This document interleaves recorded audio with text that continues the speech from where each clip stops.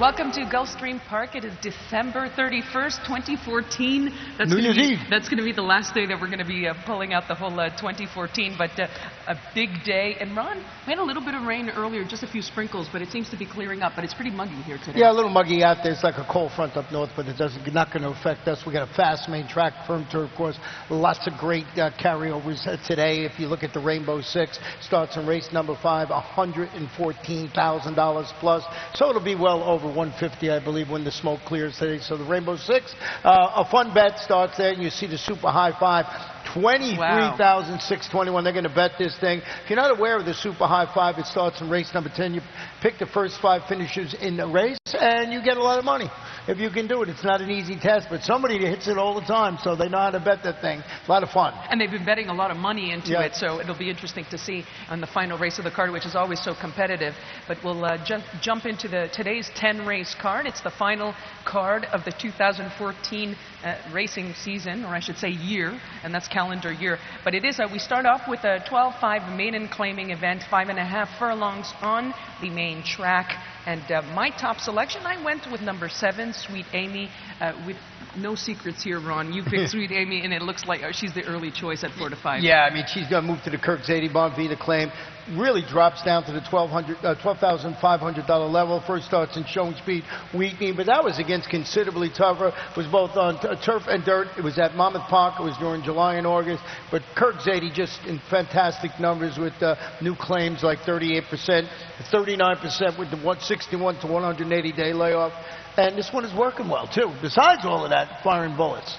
I think I actually threw in number 1, and that's Our Azure. This is a 3-year-old daughter of Put It Back, and she's a first-time starter. Ron, I like her works. She has some very good works, especially if you look back in November. She had some fast work, so it'll be interesting to see how she runs. 6 to 1, she's taking a little bit of money. She's taking money. She's 15 to 1 in the morning line. And want to preface that by there's a lot of very early in the wagering, but I like to see that. That's when you notice things like that with first-time starters. You see this horse drift up.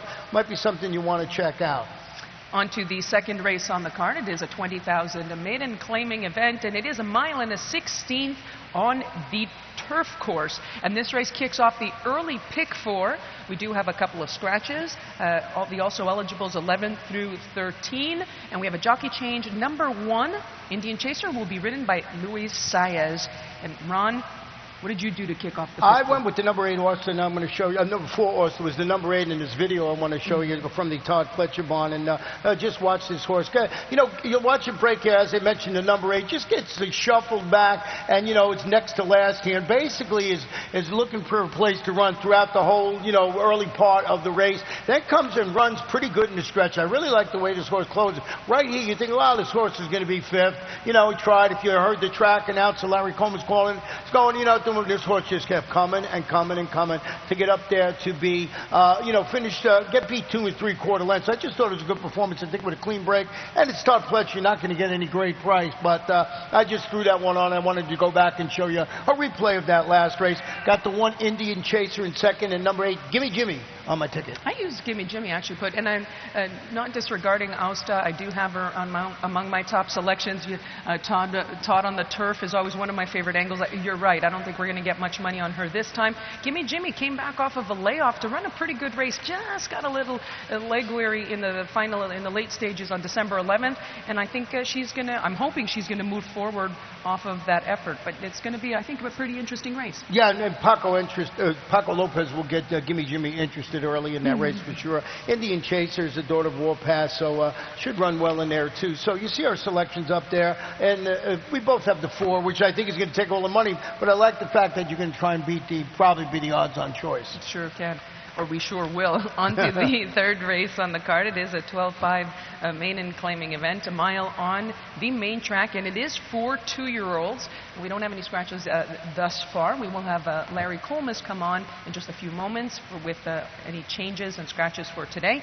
But my top selection, I went with number 2, and that's Purpose And Marcus Vitale with his man Orlando Bocachica really didn't show much last time, Ron. That was going a mile on the turf, so gets back to the dirt. And his races on the dirt have been pretty good. Yeah, and he's got that 3 furlong bullet, recent bullet workout on the main track to get ready. We have our exacta flip-flop. I went with the number 10 Rocket Star Red. This one I believe is a logical choice to score after responding to a drop of competition with I thought, a well-meant second-place finish at this same level and distance. Larry Pilati going to keep it light. He's got apprentice Tyler Gaffleone handling the outside post today, and that might be the concern there. Got to have the number 2 Purpose on the ticket for all the reasons you mentioned, and I used number 7, and so did you, Grandpa's King. So we're in agreement with our trifecta. Just got our top 2 flip-flop. We just have them reversed. On to the 4th race on today's card, and it is one other than allowance. It is a mile and a 16 on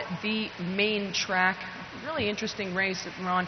We do have number 4 Fast Falcon, blinkers off. Yes, number 4 Fast Falcon, who we haven't seen since February 8th. We'll get to Fast Falcon in just a minute. But I started my analysis with number 3, and that's Street Babe, a very impressive winner in his debut. We can have a look at that victory at Aqueduct, and that was on November 20th, and he just drew off and he won very easily. And I think he beat, if not an outstanding field, he beat a useful group of horses, and I'm looking for him to continue in that same vein. Also Michael Dilger, and a nice work last time on December 20th, but that was a pretty nice and a very easy victory. Yeah, we're in total agreement here. I just thought that looked like he's just, wrapping up on him and cruising under the wire, and you mentioned that work up at our training facility, Palm Meadow. So I also have the 3 Street Bay, but also you got to use numbers. So we basically have the same 3 again, just a little flipped up. I used Biedermeier in second. This one's stretching out today to this mile and a 16th distance. He followed his 6 furlong maiden score with a second-place finish. That was a $16,000 optional claim. That was going a 2-turn mile across town at Gulfstream Park West. It's Todd Fletcher. This is a $550,000 son of Empire Maker. Is that good or bad? Well, that's good. It's good. Sometimes I say 500. You say, yeah, but the good ones cost $2 million. But, no, that's good. My only problem, I didn't have him on top. He finished behind None Like Nolan. That's another Todd Fletcher horse, and he came back and he just ran. He didn't run so great last time, so I decided to use another horse. I actually used Fast Falcon, who's coming back off the layoff. And Ron, if you go back to some of his races, he's the one that has the back class. He was second in the Brooklyn, second in the Suburban, and he just ran some nice races. He hasn't been seen since February 8th, and that 1 for 21 is problematic, but I think he's one that can hit the board. And he's working very well. Yep. If you look at it, he's been burning up the Palm Meadows training track in preparation. As you mentioned, his first start since finishing 3rd in back-to-back optional claims here during January and February. So he's a classy sort, and later on we'll have an interview with Nick Zito, and he talks about Fast Falcon and he's happy to get him into a race. Yeah, we're happy to see him come back in a race. And folks, we'll take a short break and we'll come back and have a look at the 5th race on today's card that kicks off the 20-cent Rainbow Six. There's a carryover over $114,000. Gulfstream Park is one of Florida's top entertainment destinations, mixing restaurants, clubs, a casino, and international boutique shops with world-class racing. In a lavish, sun-drenched setting with the feel of a Mediterranean village, Gulfstream is a leading year-round entertainment and tourist destination and the home of luxury residences in 2014. The Stronach family, owners of Gulfstream Park, is committed to the sport of thoroughbred racing and the grace, spirit, and generosity of the horse. The Rainbow Six is back and it's better than ever. Now with a 20-cent base wager, it will expand the market for the popular bet. And in addition to doubling the base wager, the percentage return for the winners on the day the jackpot isn't hit increases to 70%, with 30% going to the carryover pool for the next program. Gulfstream Park, first post, 12:35 p.m. each and every day. That's going to change. It's going to be 12:40 posts starting January 1st. Yeah. So January 1st, 12:40 posts here. Ron, let's take a look at the 5th race on the card. We do have this 20-cent Rainbow Six. It kicks off there. There's also a carryover. And let's take a look. It is a 12.5 maiden claimer, mile on the main track. And number 2 is scratched. Now, so for that carryover, $114,000.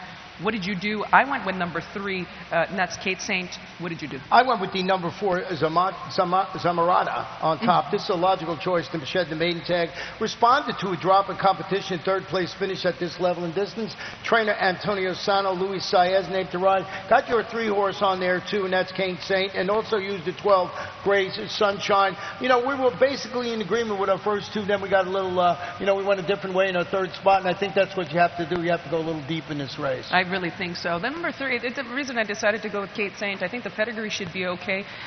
Saint Andan is a son of AP Indy. AP Indy definitely an influence of stamina. I think the drop. I think you're also getting Tyler Gaffalione. So many things to like, and of course Ralph Nix, high percentage trainer here at Gulfstream. Well, you know, in my analysis, you see I have the number 12 in there, and I wrote it's making a career debut for Jenna Antonucci with 10 local workouts showing. I actually said it's a first-time starter, but this race is so wide open. That might be the way to go in this race with a first-time starter. Maybe not the 12 or something like that. So go a little deep when you're putting your Rainbow Six ticket together in this opening leg of the bet. I think especially when you have a few exposed types, as I like to say, you want to look at some of those first-time starters. They might jump up.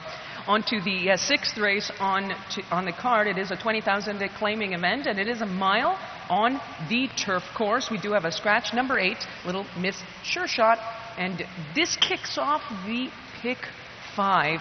And Ron, my top selection, I went with the number 10, and that's Pour Etiquette. Last time she was claimed from the Marty Wolfson barn, and she just got nabbed late. She was in front, and she just got caught as the favorite. And I think this time she'll be better off for that effort. I think she'll be able to come back and run another good race. Well, there's a limited sampling on the trainer at first off the claim, and that's Paul Kopacz. He's 2 for 4, 50% with his new claims. Gabriel Saez. So lots of things to like. We're in total agreement. We also both have the 4 English Bank now in the George Navarro barn. There's a daughter of English Channel stretching out slightly today to this mile distance.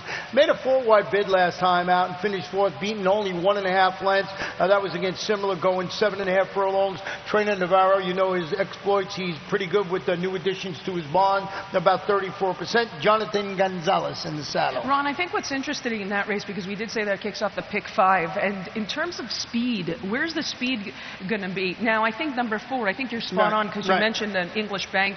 I think she's going to be, I'm imagining she's going to be showing some speed, but also there's a couple of other horses. Like, where do you think the speed's going to come from? Because is it going to, you know, is there going to be enough pace to set it up for a closer? Yeah, well, that's the problem in these races here. But you know, what I always find is that the jockeys read the race form too, and they look and they see, you know, where they're going to sit these horses and everything like that. These are the toughest races to handicap, ones with basically the best way to explain is a paceless race. Yeah, exactly right. On to the 7th race on the card, and we do have a 62.5 claiming event. It is a mile on the main track, and this kicks off the late pick 4.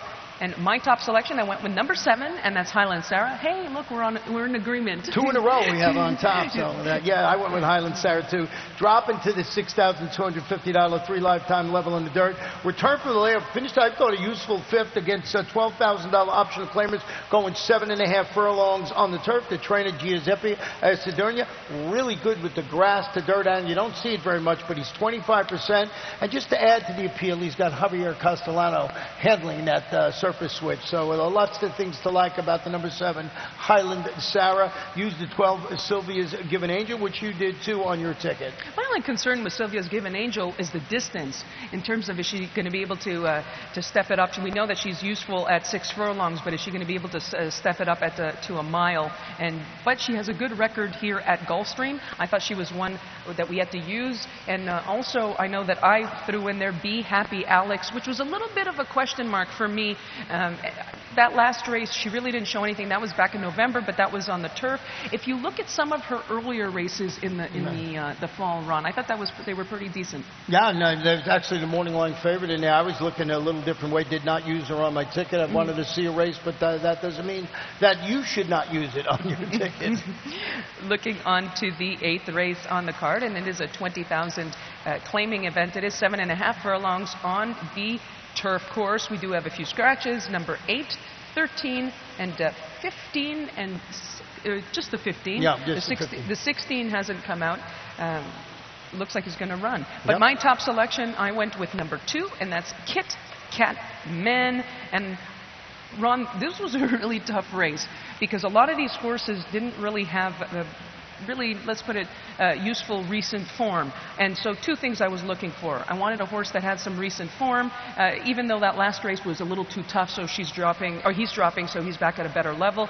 And also I like his stalking style because it looks like there's a lot of speed in here. Well, the horse that comes out of his race, and we have these two flip-flop there, is the number 14 All-Star. Here's what I liked about the 14 more than the 2. Mm-hmm. The All-Star is the only 4-time winner in the field and is dropping into this $20,000 condition claimer after stepping up last time out and finishing 6th as that ambitious outing it was against. I just thought the 14 and 2 might have been overmatched last time out. That $50,000 optional claimer going 7.5 furlongs here back on December 14. You know, the concern, of course, is the outside post. Could understand why you would go with the 2 Kid Catman at first, and as we mentioned, ridden by Joe Bravo today. Then I threw in the 7 Fifth Avenue Fancy to close out my trifecta from the Greg Sacco Bond today. Didn't run badly in its first race over this surface. Finished 4th, beating a couple of leads. I think I threw in the number 11, and that's Flash Paws put him in the 3rd spot, or to round out the trifecta. And just that last race was on the turf. It was 5 furlongs on the turf. I think maybe it was just a hair too short. So now I think we're back in a better spot here and going a little bit further, and we're going to give him a shot. Maybe throw him onto the ticket. Onto the 9th race on today's card, and it is a maiden special weight. It is for 2-year-olds and is 1 1/16 miles on the turf course. We have the scratches of all the also eligibles 11 through 13, and a pretty competitive race. I went with I had on my my top selection is number 2, and that's Tweet Kitten. Now, this is a 2-year-old colt by Kitten's Joy, and from the Chad Brown barn. Now, it didn't show much in his debut. He took a little bit of money. It shows that he was a little bit fractious before the race. He's going to be one of those that I'm definitely going to watch in the paddock, Ron. But that was also in a yielding turf course. So I'm expecting for him to run a much improved race. And he is by Kitten's Joy, and Kitten's Joy's, we know they love the turf. Yeah, Chad Brown 28% with maidens making the 2nd start, so you're expecting improvement in there today. I used the 1 Oversea at the Park from the Rail. First start since I thought a trio of well-meant maiden performances on the turf. Bill Whitey's pretty good with the 18%. 18% with the 31 to 60 day freshening. And he has been on the schneid, as we call it, you know, and Bill White, an excellent trainer, and I'm thinking this horse might get him off the duck today. Well, one of the horses I threw into my selections was number 5, and that's Vintage Matter. This is a 2-year-old colt by Tappet, the mare Sellers Shiraz. She was a nice graded stakes winning mare on the turf. She did win on the turf. She needed a few starts to break through with a victory, but this horse is actually a half to a really nice horse from the Graham Motion barn, and that's Inimitable Romany, who actually won 2nd time out. So making his first start, Tappet's numbers, they're pretty good with his first-time starters. Julian Leperoux gets aboard. We will have a look at what his trainer, Graham Motion, had to say about Vintage Matters. Yeah, I mean, she's a brother to a filly that I had, a really good New York bred called Inimitable Romani, who I believe won down here earlier on this year. She won one of these 1.5 mile stakes. So it's a great family. This horse has been kind of a slow learner. I wouldn't be surprised if he'll need the race just to gain some experience, because he's just taken a while to come around. But you know, he's a big, good-looking horse, and hopefully down the road he's going to be useful. And that's a trainer, Graham Motion. And Ron, what I was saying earlier today, what I love about Graham Motion is that when he tells you something, whenever he says, he has a very good grasp on his horses, how they're doing, how they're coming into the race, how they fit in with the opposition. I've always had a very good luck with him in that regard. So again, this is one I wanted to have on my ticket for all the reasons that I mentioned earlier, the pedigree, but not necessarily on top. Not on top, and I knew as soon as I saw the sire Tappet, I knew you'd have it somewhere on your ticket. And he picks every Tappet that runs here just about. Not one Cody, but she likes Tappet. I do. I am a big fan of Tappet. One horse that I think is kind of interesting in there as well is number 8 in that stock, and it's a first-time starter from the Giuseppe De Cernia barn. Also a couple of nice works further back, but again, if you look at the pedigree, it screams turf. The mare, he is by Mizzenmast out of a Chris S. mare, so lots and lots of turf pedigree there. So very interesting race in race 9. we move on to the final race on today's card, and it is a 20,000 claiming event, a mile and a 16th on the turf course. We do have a couple of scratches, number 5, 15, 16, and there is the super high 5. There's the carryover, as always, in the last race of the day. Yeah, over $23,000, and they've been betting this, as we mentioned. It's a fun bet, and we both, look, we made it easy for you because we're in total agreement of our top 3 sections. Is it that easy? No, I doubt it very much. Perfect Hayes back in South Florida after finishing a close-up 3rd and 2nd, respectively, in a pair of optional claiming sprints. That was on the Woodbine Poly track. But look at this horse's both previous victories. Guess where they were? On the turf. So he's run up there, but he's run well on the turf. 6 previous races on the turf. His only 2 wins in his lifetime on the turf. So we both have him on top there. 3 dominating 2nd, as you did too.